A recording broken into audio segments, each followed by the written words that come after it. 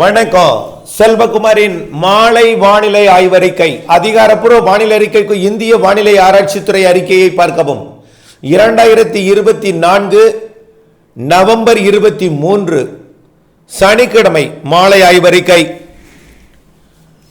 இன்றைய தலைப்புச் செய்தி, எதிர்பார்த்தது போலவே இன்றைக்கு பாசிங் ஷவர், ஓடும் மேகம், தூறல், மெல்லிய தூறல், லேசான மழை என்று தமிழ்நாட்டில் கடலோர மாவட்டங்களில் கொடுத்தது. டெல்டாவில் கொஞ்சம் கூடுதல் மழை பொழிவு கூட ஆங்காங்கே கொடுத்திருக்கிறது. எல்லோருக்கும் தூறல் கொடுத்திருக்கிறது டெல்டாவில்.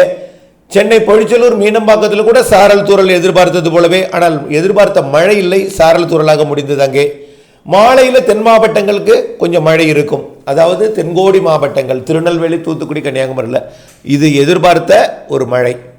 நாளையும் இதே போல் இருக்கும். இரவில் இருக்காது. இரவில் குளிர் வந்துவிடும். வெயில் வந்ததும் தான், வெப்பம் உயர்ந்ததும் தான் மழை பொழிவு கொடுக்கும். குளிரலை கூடுதலாக இருக்கிற காரணத்தினால இந்த நிலை. ஓகே, இது முடிந்து விட்டது. இன்றைக்கும் நாளைக்கும் இப்படிப்பட்ட வானிலை தான். அடுத்ததாக வருகிறது வலுவான நிகழ்வு. அதனை அடுத்தும் வருகிறது மேலும் வலுவான நிகழ்வு. இதன் காரணமாக டிசம்பர் 10 வரை மழை. அடுத்தடுத்த 2 நிகழ்வுகளால் டிசம்பர் 10 வரை மழை. இடையில ஒரு நிகழ்வில் இடைவெளி கொடுக்கும் என்று எதிர்பார்த்திருந்தாலும் அந்த இடைவெளி கூட பெரிய இடைவெளியா இல்லை, தூறல் சாரலான இடைவெளி தான் அந்த நாள் கூட இருக்கிறது. அப்படித்தான் தெரிகிறது. ஆக தற்பொழுது வானிலை அமைப்பை பார்த்தீங்கன்னா, உருவாகியது காற்றழுத்த தாழ்வு பகுதி. நாளை காற்றழுத்த தாழ்வு மண்டலமாகவும் மறுதினம் ஆழ்ந்த காற்றழுத்த தாழ்வு மண்டலமாகவும் உருவாகிவிடும். திங்கட்கிழமை மழையை டெல்டா மாவட்ட முதலிலே கோடியக்கரை வேதாரண்யம் பகுதியில் தொடக்குகிறது மழை பொழிவை.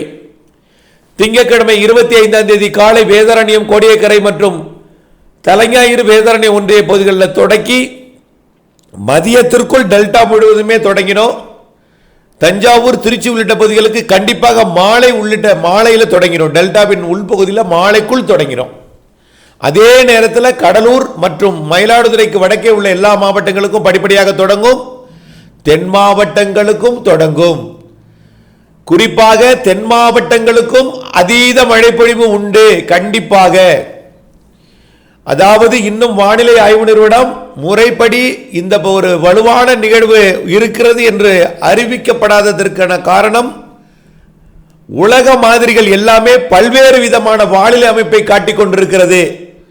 அமெரிக்கா கூட தமிழ்நாட்டுக்கு வரும் என்று சொல்லவில்லை. பைபாஸில் அப்படியே தமிழ்நாட்டை தொடாமலே அப்படியே இன்றைய மாலை அறிக்கையில், ஜிஎஸ்எஃப் அறிக்கையில் அமெரிக்கா அதாவது ஒடிசா தாண்டி மேற்கு வங்கம் தாண்டி வங்கதேசத்துக்கு போயிடும் போல இருக்கு. அப்படி போட்டுச்சிருக்காங்க இன்னைக்கு. ஆக அதே போல தமிழ்நாட்டின் மீது ஏறியது கூட இன்றைக்கு சில மாடல்கள்லாம் ஏறாமல் போகிறது. ஆகவே இப்படிப்பட்ட குழப்பமான நிலை காரணமாக இன்னும் உறுதிப்படுத்த முடியாத நிலை தொடர்கிறது. கண்டிப்பாக தமிழ்நாடு வரும். தொடங்கியது முதல் நெல்லூருக்கு தெற்கே தான் என்று சொல்லிக் கொண்டிருக்கிறோம். உறுதியாக டெல்டாவை தொடும் என்றும், கரை கடக்கும் போது செயலிழந்து கண்டிப்பாக டெல்டாவோ அல்லது கடலூரோ புதுச்சேரியோ இடைப்பட்ட பகுதியில் தான் அது கரை கடக்கும். கரை கடக்கும் என்றால் அச்சப்பட தேவையில்லை. காற்று அச்சம் துளியும் வேண்டாம். வரப்போவது ஆழ்ந்த காற்றழுத்த தாழ்வு மண்டலமோ தான். புயலாக மாறினால் கூட அது செயலிழந்துதான் கரை கடக்கும். இந்த நிகழ்வு இலங்கை கிட்ட வரும்பொழுதே தமிழ்நாட்டில் 25 மழை தொடங்கிடும். இது இலங்கையை ஒட்டியே வரும்பொழுது மழைப்பொழிவு படிப்படியாக தீவிரமடையும். நல்லா புரிஞ்சுக்குங்க. 28 தான் டெல்டாவே தொடப்போகுது அந்த மையம்.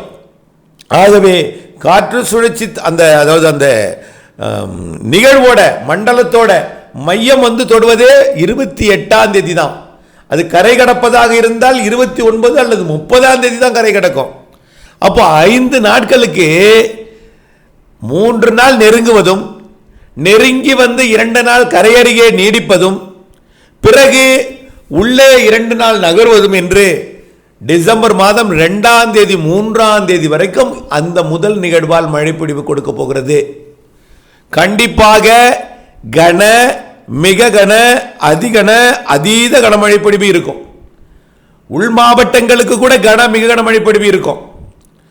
படிப்படியாக உள்ளே தொடங்கும். 26ஆம் தேதி அனைத்து மாவட்டங்களுக்கும் மழை தொடங்கினோம். 26, 27, 28, 29, 30 எல்லா மாவட்டங்களுக்கும் மழைக்கு ஒரு இடைவெளி என்பதே தெரியல.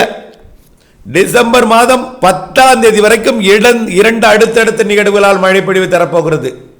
கண்டிப்பாக பயிர்களுக்கு பாதிக்கும் மழைதான். பாதிக்கும்னா நான் பாதிக்க வேண்டும் என்று சொல்லவில்லை. பயிர்கள் இளமையாக இருக்கிறது. வேதாரண்யம் பகுதியிலெல்லாம் பல்வேறு பகுதிகளில் இப்பொழுதுதான் நடவு பணியே முடிந்திருக்கிறது. ஆகவே இப்படிப்பட்ட ஒரு இளம் பயிருக்கு இப்படிப்பட்ட ஒரு மழைப்பொழிவு என்பது சற்று மிகுதியாகத்தான் தெரிகிறது. ஆகவே தயவு செய்து புரிந்து கொள்ளுங்கள். வடிகால் வசதியை தயவு செய்து சீர்படுத்தி வைத்துக் கொள்ளுங்கள். ஆகவே பெய்ய பெய்ய வடிய விடுங்கள் என்பதை அன்போடு கேட்டுக்கொள்கிறேன். ஆனால் இருக்கும் சூழலை பார்க்கும் பொழுது 3 நாள் இடைவிடாது பெய்யும் மழைப்பொழிவும் இருக்கிறது. 3 நாள், அதுல ஒரு நாள், அந்த 3 நாள், அதாவது மொத்தமே 10ஆம் தேதி வரைக்கும் மழை தான். இதுல அதாவது டிசம்பர் 10 வரைக்கும் மொத்தம் 15 நாள். தோராயமா பார்க்கும் பொழுது இந்த 15 நாள்ல 10 நாள் 2 நிகழ்வுகளுக்கு தலா 5 நாள் மிக கனமழை பொழிவினால், அதுல தலா 5 தலா 3 நாள் தொடர் மழைப்பொழிவு, கனமழை பொழிவு. அதுல தலா ஒரு நாள் அதிக கனமழை பொழிவு நாள். இப்படித்தான் தெரிகிறது. ஆகவே அடுத்த நிகழ்வும் இது கரை கடந்த அரபிக்கடல் போனதுமே அது தரையோட நெருங்கி வந்துருது. அப்படி இருக்கும் பொழுது வரும் சூழல் ஏற்படுகிற காரணத்தினாலே அந்த மழைப்பொழிவால் 10ஆம் தேதி வரை, குறைந்தபட்சம் 13ஆம் தேதி வரை கூட மழைப்பொழிவு தொடரலாம், டிசம்பர் 13 வரை. ஆகவே மழைப்பொழிவு எல்லா மாவட்டங்களுக்கும் உண்டு. திருவள்ளூர் மாவட்டம் தொடங்கி கன்னியாகுமரி மாவட்டம் வரைக்கும் எல்லா மாவட்டங்களுக்கும் மழைப்பொழிவு உண்டு. மேற்கு தொடர்ச்சி மலை மாவட்டங்கள், கேரளா, கர்நாடகா எல்லா மாவட்டங்களுக்கும் உண்டு. அனைத்து மாவட்டங்களுக்குமே மழை. இந்த ஒரு நிகழ்வே சராசரிக்கு மிகுதி. இந்த ஆண்டு சராசரிக்கு இந்த 12% கூடுதல் சொன்னாங்கன்னா இது எத்தனை சதவீதம் கூடுதல்னு சொல்ல முடியல, மிகுதியாக தான் தெரியுது. ஆகவே தயவு செய்து புரிந்து கொள்ளுங்கள். முன்னெச்சரிக்கை என்பது வடிகால் வசதியை முதல்ல சீர் செய்தல். தாழ்வான பகுதிகளில் மழை பெய்ய தொடங்கினால், உங்கள் இல்லமோ அல்லது பிற இடங்களோ தாழ்வாக இருந்தால் மாற்று இடத்தை நீங்கள் தயார்படுத்தி வைத்துக் கொள்ள வேண்டும். அதாவது நான் சொல்றது, வயல்களில் எல்லாம் வீடு கட்டியிருப்பாங்க, வயல் மட்டத்துக்கே இருக்கும். ஆகவே வயல் மட்டத்தில் இருக்கும் பொழுது மீண்டும் இல்லத்துக்கு ஒரு பிரச்சனை ஏற்படும். ஆகவே ரொம்ப தாழ்வான பகுதிகளுமே இருக்கிறது. ஆகவே அவர்களுக்காக சொல்றேன், உங்க இல்லம் எப்படி இருக்குன்னு தெரியாது. பல்வேறு இடங்கள் எவ்வளவு மழை பெய்தாலும் தண்ணீர் வராது. பல பகுதிகள் வடிகிறது அந்த இல்லத்திற்கு அருகே இருக்கக்கூடிய கால்வாய் ஓடைகள் வழியாத்தான். ஆகவே நீங்கள் தயவு செய்து புரிந்து கொள்ளுங்கள். முன்னெச்சரிக்கை என்ன எடுக்க வேண்டும் என்பதெல்லாம் நான் திங்கட்கிழமை அறிக்கையில், காலை அறிக்கையில் தெளிவாக சொல்லிடுறேன். முன்னெச்சரிக்கை என்னென்ன துல்லியமா என்னென்ன முன்னெச்சரிக்கை எடுக்க வேண்டும் என்பதை. மழை பொழிவில் மாற்றம் இல்லைங்க.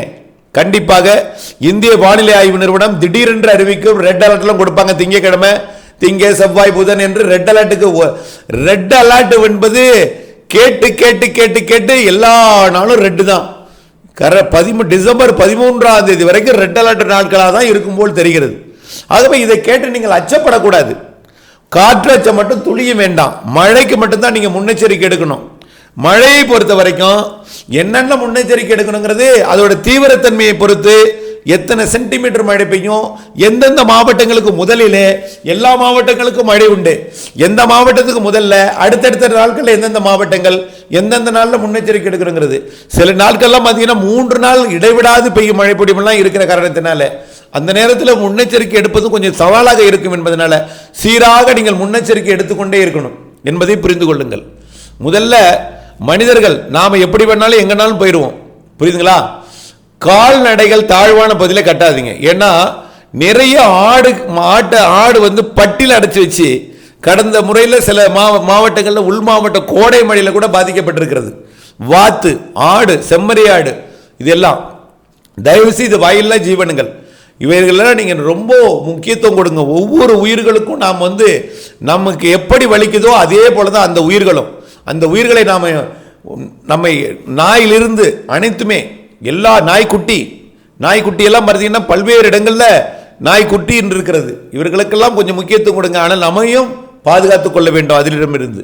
ஆகவே நிச்சயமாக அதுக்கு உதவின்னு போனால் அது நிச்சயமாக நமக்கு உதவி செய்கிறாங்கன்னு அதுக்கே தெரியும். நன்றி உள்ளவை எல்லாமே தெரியும். ஆகவே நம்ம என்னென்ன முன்னெச்சரிக்கை எடுக்க முடியுமோ அந்த அளவிற்கு நாம் எப்பொழுதுமே தயாராக இருக்க வேண்டும். இதுவரைக்கும் நான் எந்தவித மாற்று கருத்து மாற்றமும் இல்லாமல் தொடர்ந்து தமிழ்நாடு கடலூர் மாவட்டம் வரைக்கும் அது கரை கடப்பதுக்கு வாய்ப்பு இருக்கு. கரை கடக்குதுன்னா பயப்படாதீங்க. காற்று இல்லை, காற்று இல்லை. காற்று இருந்தாலும் சும்மா சாதாரண காற்றா இருக்கும், சாய்வாக பெய்யக்கூடிய மழையாக இருக்கும், அவ்வளவுதான். சாய்வாக பெய்யக்கூடிய மழையாக இருக்கும். தவிர கன மிக கன அதிகனம் மழை பொழிவு தான் அதிகம் எல்லா மாவட்டங்களுக்குமே. கர்நாடகா உட்பட தெற்கு ஆந்திர பிரதேசம், தெற்கு கர்நாடகா, கேரளா, தமிழ்நாடு, புதுச்சேரி, காரைக்கால், மாகே, ஏனம் தொடர்ந்து நீங்கள் வானிலை அறிக்கையோட இணைந்திருக்கணும். தயவு செய்து அச்சமோ பீதியோ அடையக்கூடாது. நாம மழை பொழிவு எப்படி இருக்கும் என்பதை நாம சிந்தித்து முன்னெச்சரிக்கை எடுப்பதற்கான யோசனை தான் எடுக்கணுமே தவிர, தென் மாவட்ட மக்கள் ஏற்கனவே ஒரு வெள்ளத்தில் பாதிக்கப்பட்டிருக்காங்க. அதனால இந்த வெள்ளம் அவங்களுக்கு கஜா புயலில் பாதிக்கப்பட்டதிலிருந்து கஜா நினைச்சா புயல்னு சொன்ன பாதிக்கப்படுறது மாதிரி தென் மாவட்ட மக்கள் வெள்ளத்தால் கடந்த வருடம் பாதிக்கப்பட்டதுனால இதை கண்டு நீங்கள் அச்சப்படக்கூடாது. ஆகவே தென் மாவட்டத்தை விட டெல்டாவிற்கும் அதனை ஒட்டியுள்ள கடலூர் மற்றும் அதனை ஒட்டியுள்ள விழுப்புரம் போன்ற மாவட்டங்களுக்கு தான் அதிக மழை பொழிவு இருக்கு. அனைத்து மாவட்டங்களுக்கு அதிக மழை தான். நான் சொல்லிட்டே போனால் எல்லாத்தையும் அடுத்தடுத்து சொல்லிட்டே வந்துடுவேன். எல்லா மாவட்டமும் இருக்கு. எல்லா மாவட்டமுமே கொஞ்சம் முன்னெச்சரிக்கை இருக்கணும். பொதுவாக தாழ்வான பகுதியில் முன்னெச்சரிக்கையாக இருக்கணும். தாழ்வான பகுதி நிகழ்வு தமிழ்நாட்டுக்கு தான், அடுத்த நிகழ்வும் தமிழ்நாட்டுக்கு தான். எங்க போனாலும் நெல்லூர்லேயே போய் கரை கடந்தாலும் தமிழ்நாடு தரை தொட்டுத்தான் போகும், தமிழ்நாடு கரையை ஒட்டித்தான் போகும், மழைப்பொழிவை கொடுத்து விட்டுத்தான் போகும். இதெல்லாம் புரிந்து கொள்ள வேண்டும். இது அப்படியே அரபிக்கடலுக்கு தமிழ்நாட்டின் ஊடாகத்தான் போகும். வரைபடம் வரைந்ததில் எந்த மாற்றமும் இல்லை. முதல் நாள் வரைந்த வரைபடமும் அடுத்த நாள் வரைந்த வரைபடமும் எத்தனை நாள் எடுத்த வரை அத்தனை நாளும் செல்லுபடியாகும். முதல்ல 15ஆம் தேதியே நம்ம 15ஆம் தேதியே நம்ம முன்னெச்சரிக்கை கொடுத்தோம் இன்சூரன்ஸ்க்காக. இன்றைக்கு தேதி 22 ஆயிட்டு, 7 நாளுக்கு ஆயிடுச்சு இன்னையோட. ஆகவே 7 நாளுக்கு முன்னாடியே கொடுத்துட்டு இருக்கோம். 7 நாள்லேருந்து தீவிரமாக இதே எச்சரிக்கையை கொடுத்துட்டு இருக்கோம். ஆகவே எல்லா படமுமே செல்லுபடியாகும், எந்த நாட்களுக்குமே நம்ம பயன்படுத்திக் கொள்ளலாம். அந்த அளவிற்கு எந்தவித மாற்றமும் இல்லாமல் நாம் அறிவித்துக் கொண்டே இருக்கிறேன். ஆகவே கண்டிப்பாக மழை உண்டு. மழைக்கு மட்டும் நாம் முன்னெச்சரிக்கை எடுக்க வேண்டுமே தவிர காற்று அச்சத்தை போக்கி தயவு செய்து திங்கட்கிழமை காலை டெல்டாவின் மாவட்டத்தின் வேதாரண்யம் பகுதியில் தொடங்கும் மழை படிப்படியாக மாவட்டங்களில் பிற மாவட்டங்களில் மதிய மாலை அடுத்த நாள் காலைக்குள்ளர எல்லா மாவட்டங்களையும் தொடங்கிடும். 26ஆம் தேதி செவ்வாய்க்கிழமை எல்லா மாவட்டத்திலையும் மழைப்பொழிவு தொடங்கிவிடும். ஆகவே அதிலிருந்து அடுத்தடுத்த 2 நிகழ்வு, இரண்டாவது வரக்கூடிய நிகழ்வு அதை விட தீவிரமாக தான் தெரியுது. 5ஆம் தேதிக்கு மேலே வரக்கூடிய நிகழ்வு 10ஆம் தேதி வரை பெய்யக்கூடிய மழைப்பொழிவு அதை விட கூடுதலாகத்தான் தெரிகிறது. ஆகவே இரண்டாவதாக வரக்கூடிய நிகழ்வு முதல் நிகழ்வை விட கூடுதலாக தெரிகிறது. இவையெல்லாம் நீங்கள் மனதில் கொண்டு பீதியோ அச்சமோ கவலையோ ஒரு அடையாமல், பதட்டமோ அடையாமல் சற்றே சிந்தித்து நாம் தாழ்வான பகுதியில் இருக்கிறோமா, நாம் எந்த இடத்துல இருக்கோம், தயவு செய்து இப்போவே சொல்லிகிட்டே இருக்கோமே எதுக்கு தேவையில்லாமல் மழை வரட்டும் பார்த்துக்கலாம் அப்படின்னா, மழை தொடங்கிட்டுனா அப்புறம் அந்த நேரத்தில் நாம் முன்னெச்சரிக்கை எடுப்பது என்பது கொஞ்சம் சவால். ஏன்னா கால்வாயை தூர்வாடுறதுக்கு ஆள் கிடைக்காது, எதுக்குமே ஆள் கிடைக்காது. தயவுசெய்து ஏற்கனவே சொல்லியாச்சு, இன்சூரன்ஸை கட்டிடுங்க. இன்சூரன்ஸ் ஏற்கனவே கட்ட சொல்லிட்டேன். இன்சூரன்ஸ் 30ஆம் தேதி வரைக்கும் அதுக்கு தேதி வழங்கப்பட்டிருந்தாலும் அந்த 30ஆம் தேதி வரை நீங்கள் இருக்க வேண்டாம். ஏன்னா 30ஆம் தேதியை தாண்டியும் மழை பெய்திருக்கின்றனால அதை ஏற்றுக்கொள்வார்கள். அந்த நாளில் கட்டாமல் அந்த நிகழ்வு கரை கடப்பதற்கு முன்பாகவே நீங்கள் கட்டிவிட்டால் உங்களுக்கு அது பயனுள்ளதாக இருக்கும் என்று நினைக்கிறேன். அதுக்கு இன்சூரன்ஸ் கட்டிடுங்க, இன்சூரன்ஸை கட்டிடுங்க. அப்புறம் வேறு தொடர்ந்து நீங்கள் வானிலை ஆய்வர்கள் கூட இணைந்தே இருங்க. வானிலை மாறுதல் துல்லியம் அறிந்து பணி செய்ய வேண்டும்.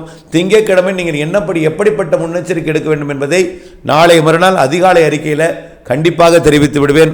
அதிலிருந்து நீங்கள் இந்த திங்கட்கிழமை இருக்கக்கூடிய முற்பகல் வாய்ப்பை பயன்படுத்தி திங்கட்கிழமை மாலைக்குள் முன்னெச்சரிக்கை எடுத்துக்கொள்ளலாம். ஆகவே முதல்ல வடிகால் வசதி, வடிகாலை சீர் செய்ய வேண்டும், அடைப்புகளை சரி செய்ய வேண்டும். அடுத்தபடியாக இதுதான் முதல்ல எல்லாவற்றிற்கும். நான் இதுக்கு மேலே சொன்னேன்னா ரொம்ப பீதி ஆகிடும் உங்களுக்குள்ளே மனசுக்குள்ளாரையே. கொஞ்சம் கொஞ்சமாக சொல்கிறேன். நிச்சயமாக திங்கட்கிழமைக்குள்ளே உங்களுடைய முன்னெச்சரிக்கை எல்லாம் சொல்லிடுறேன். ஆனால் அச்ச பீதி வேண்டாம். தொடர்ச்சியாக 2-3 நாள் மழை பெய்ந்தாலும் இடைவெளி இருந்தாலும் விட்டு விட்டு மழை பொழிவு நாட்களும் இருக்கிறது. சில மணி நேரங்கள் மழைப்பொழிவு கனமழை பொழிவையும் கொடுக்கும். இப்படிப்பட்ட மழைப்பொழிவு இருக்கிறது. பெரும்பாலான நாட்கள் மழை நாட்களாக இருக்கும். அதுதான் இப்பொழுது ஆய்வறிக்கை. ஒவ்வொரு நிகழ்விற்கும் தலா 3 நாள் தொடர் மழைப்பொழிவாக இருக்கும். அதுதான் இப்பொழுது ஆய்வறிக்கையோட சுருக்கம். எல்லா நாளும் மழை உண்டு என்பதை புரிந்து கொள்ள வேண்டும். ஆய்வறிக்கையோடு இணைந்தே இருங்கள். பணி செய்து லாபம் அடைந்திடுங்கள். விழிப்புணர்வு இருந்திருங்கள். முன்னெச்சரிக்கை எடுத்திடுங்கள். அச்சமோ பீதியோ வேண்டாம். காற்று அச்சத்தை துளியும் மனதில் கொள்ளாதீர். காற்று அல்ல, மழை நிகழ்வு. தொடர்ந்து இணைந்திருங்கள். நன்றி.